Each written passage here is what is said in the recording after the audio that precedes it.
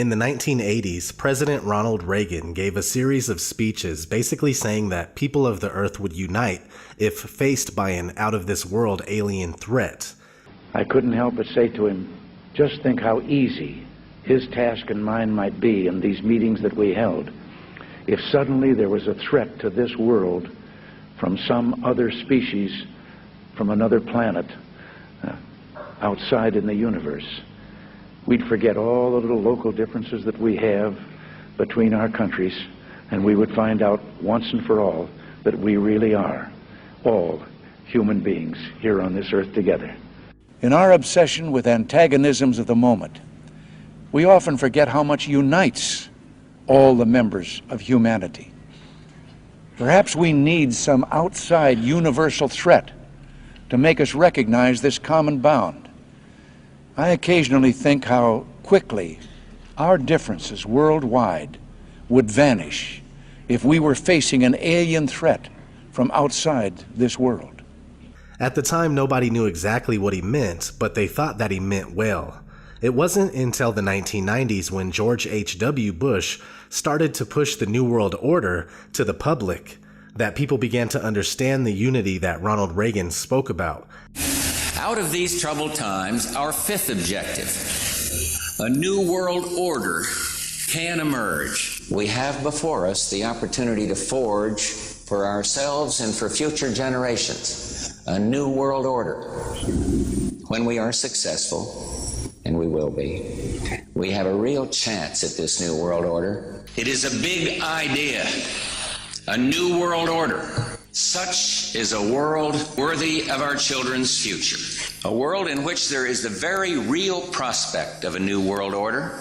And that's why I wanted to speak to you today about the new world taking shape around us, about the prospects for a new world order now within our reach. I'll be talking in some detail about the possibility of a new world order, the quest for the new world order. New world order. The new world order really is a tool for addressing a new world of possibilities. It wasn't exactly the kind of unity that would benefit the masses, but the elite, as they would have us united under the control of a one-world government, a one-world religion, a one-world everything. So we have a solid connection between the New World Order and an alien invasion, especially since George H.W. Bush was vice president to Reagan and his successor. It even goes in order: alien invasion, New World Order; alien invasion, New World Order. If suddenly there was a threat to this world from some other species, from another planet, outside in the universe, we have before us the opportunity to forge for ourselves and for future generations a new world order. Perhaps we need some outside universal threat. It is a big idea, a new world order. Let's fast forward to more recent events where we are seeing the alien agenda escalate more than ever. 2014, Bill Clinton talks about aliens on Jimmy Kimmel. Take a quick break. But when we come back, I hope you will indulge me in something, because I want to ask you about your access to the files on the UFOs. Okay? President Clinton is here with us. We'll be right back. President Bill Clinton is here with us. So if I was president, and I won't be, let's be honest, the first thing I would do after putting my hand on that Bible and taking that oath to serve the country is I wouldn't even probably finish the oath. I would run to the White House. I demand to see all the classified files on the UFOs. Because I want to know. I'd want to know what has been going on. Did you do that? Sort of. Sort of. Yeah, we had, I think it was at the beginning of my second term, we had the anniversary of Roswell. You waited that long? I did. Wow. Well, I didn't. And then there's also Area 51. You remember there was a great sci-fi movie where there was an alien kept deep under the ground in Area 51. Well, first I had people go look at the records on Area 51 to make sure there was no alien down there. And people thought that because everybody who works there has to stop about an hour away and put on special clothing and then drive in and out. And that's because a lot of our stealth technology is made there. We know that now, but there are no aliens there. So then when the Roswell thing came up, I knew we'd get, gazillions of letters. So I had all the Roswell papers reviewed, everything.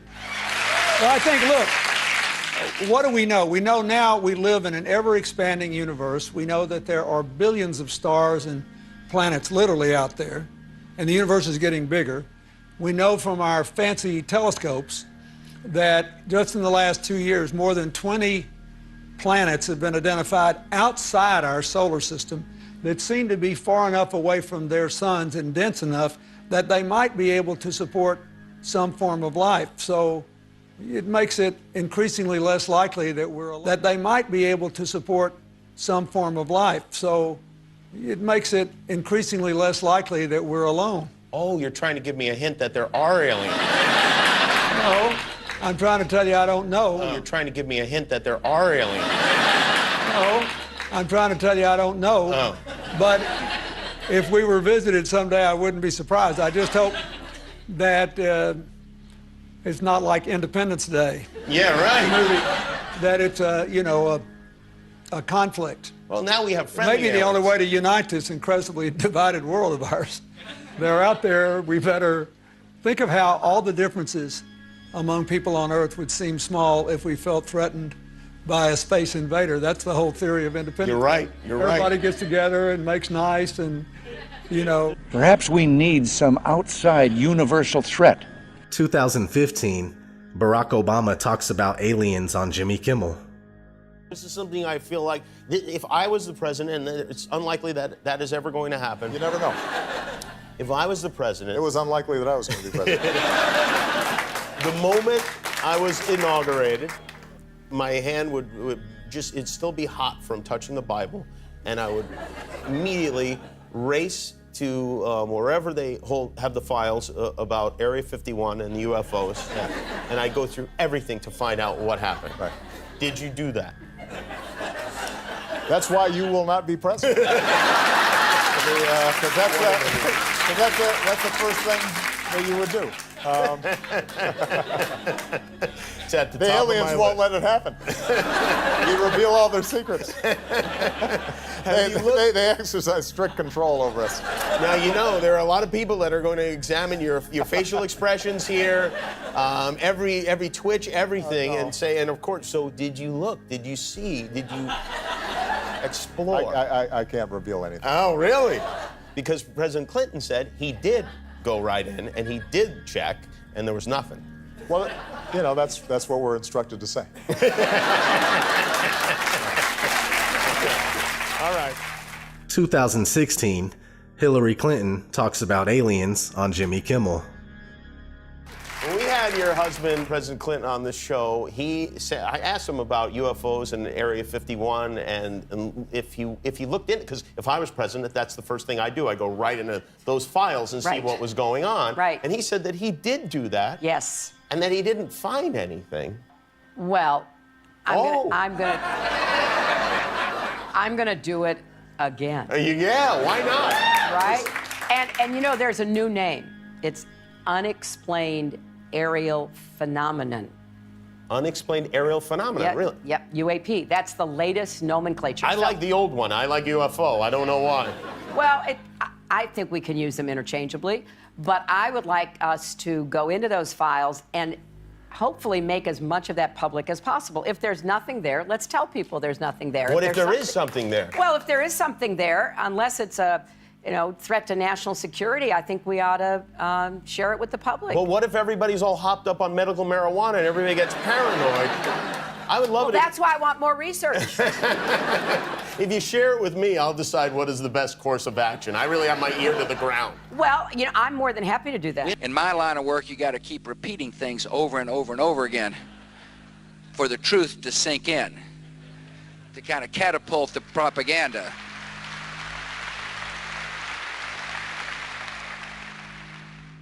So you see, what used to pass for a tinfoil hat theory is now being pushed by the mainstream and accepted on a wide scale. In fact, the popular theoretical physicist Michio Kaku seems to be a pawn for programming the masses with the belief in aliens. A crisis of leadership. We've been talking about this all week. But what if there was some sort of outer space crisis? An alien invasion sounds crazy, perhaps, but then who thought we'd ever see the stock market swing 5% a day all week long? So maybe it's not as far-fetched as it sounds. If aliens invaded, who would step up to lead us in that fight, and could we even win? That's just one of the questions the Discovery Channel's new series, Curiosity, looks at. Joining me now is physics professor Michio Kaku, who is a consultant for the series. Professor, welcome. The biggest question before we get any invasion is, do aliens even exist, and how would we know? Well, the Kepler satellite currently orbiting in outer space has identified about 50 planets that seem very much Earth-like. In fact, every week we discover another Jupiter-sized planet in outer space. Now, to be sure, most of them probably have no more than microbial life, just germs. But a few of them may have intelligent life, perhaps even more advanced than what we have on Earth. Now, so how does this actually work? When Discovery decided they were going to do a show on alien invasions, your phone rings because you're on the sort of speed dial for theoretical physicists who can help them do the war game for how this might play out? Well, believe it or not, we physicists have actually studied the question of what happens if we do encounter a hostile advanced civilization in space. Open your mind to the possibility that one day we will make contact with an intelligent civilization in outer space that could be thousands, millions of years ahead of us in technology. The Kepler satellite has identified 2,000 planets orbiting other star systems. So tonight, when you look at the night sky, realize that somebody could be looking back at you. Now, if there is a life form out there, they could be literally millions of years ahead of us. The universe is 13.7 billion years old, so 1,000,000 years is nothing compared to the age of the universe. I mean, we have nothing to offer them. Are we going to get answers in our lifetime about this? Well, next we're going to focus our radio telescope to see whether we can eavesdrop on their I Love Lucy.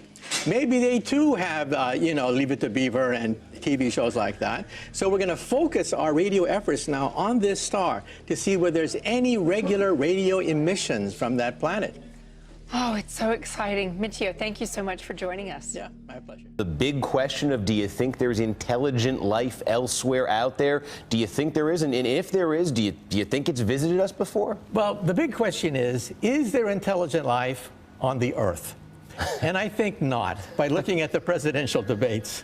However, we have to look at the fact that just this week, NASA released the fact that 1,200 planets were discovered by the Kepler satellite just this past week. We always learned in school that there were 9 planets if you wanted to include Pluto. Yes, if you did or if you didn't want to. But with all the newfangled telescopes out there and in space, the discoveries seem to keep coming. So Linda Schmidt tells us about NASA's biggest haul yet. NASA's Kepler Space Telescope has made a groundbreaking discovery: 1,284 new planets. This NASA animation shows that it is the single largest collection of planets that have ever been found. I think it's really exciting to find that when you look up in the stars, at the stars at night, many of those stars have planets just like our solar system. And now we know that for sure. And so we now know that perhaps there are 1 billion Earth-like planets in our backyard, the Milky Way galaxy. Go out tonight and have an existential shock, looking at the night sky, realizing that there are probably 1 billion planets that are Earth-like. I think I only had to memorize 8 of them in school. I think I got off easy. Right. And to think that we're the only game in town, I think, is kind of presumptuous. That question, though, the idea that there is intelligent life and it's been here, do you think we've been visited by extraterrestrial intelligent life? First of all, I think they're out there, okay? To kind of catapult the propaganda. Whenever a mainstream scientist says anything about anything, there are millions upon millions of people willing to form their belief system around the statements of that scientist. So here we are in 2016, and when you look at any online poll as to whether aliens exist or not, the belief in aliens always wins by more than half. So we have passed the tipping point for critical mass, which perfectly sets the stage for a Project Bluebeam fake alien invasion. Even though what we call outer space is not what we think it is, and we have never been to the moon or past low Earth orbit for that matter, NASA admits this on numerous occasions while you're not even paying attention. NASA's next spacecraft, already being built and tested across America, will do those things and more. This is the spacecraft that's going to take humans to explore the solar system. It's the next big step for NASA in exploration. Called the Orion Multipurpose Crew Vehicle, or MPCV, this next-generation spacecraft will enable America to explore beyond low Earth orbit. As we get further away from Earth, we'll pass through the Van Allen belts, an area of dangerous radiation. But Orion has protection. Shielding will be put to the test as the vehicle cuts through the waves of radiation. Sensors aboard will record radiation levels for scientists to study. We must solve these challenges before we send people through this region of space. The plan that NASA has is to build a rocket called SLS, which is a heavy lift rocket. It's something that is much bigger than what we have today, and it will be able to launch the Orion capsule with humans on board, as well as landers or other components to destinations beyond Earth orbit. Right now, we only can fly in Earth orbit. That's the farthest that we can go. And this new system that we're building is going to allow us to go beyond and hopefully take humans into the solar system to explore. So the moon, Mars, asteroids, there's a lot of destinations that we could go to, and we're building these building block components in order to allow us to do that eventually. So this leads me to flat Earth and why, if we knew the Earth is flat and enclosed by an impenetrable barrier, Project Bluebeam would not work. If we all understood the truth about where we live, most likely the belief in aliens would be very rare. But since they lie to us and would have us believe that there are billions of galaxies and billions of other planets, the belief in intelligent extraterrestrial life becomes the norm. Not only that though, outer space and alien programming have been underway for quite some time. From a trip to the moon in 1901 to 10 Cloverfield Lane in 2016. The Tavistock Institute and Hollywood have been hard at work trying to introduce the masses to new ideas and manufacture our opinions. They've done a great job. We went from knowing that aliens don't exist to believing in aliens 100% without a shred of evidence. UFOs, on the other hand, are very real, unidentified flying objects. But all it is suppressed top-secret government and military technology. They will utilize these top-secret crafts to trick us into believing in an alien threat. They will also use holographic projections and something like the silent subliminal presentation system that can beam voices into our heads, which has already been patented for years now. Look it up. While you're at it, look at hologram technology that's already been used to show Michael Jackson on stage and even Tupac performing as well. One last note, pay attention to the timing of alien programming. For instance, Hillary, our next president, talking about aliens on talk shows and promising to disclose classified information about extraterrestrials when in office, and the release of Independence Day too. The timing of these things says a lot in itself. This has been ODD TV. Thanks for watching. Check out my video on my vlog channel about Project Bluebeam for further insight.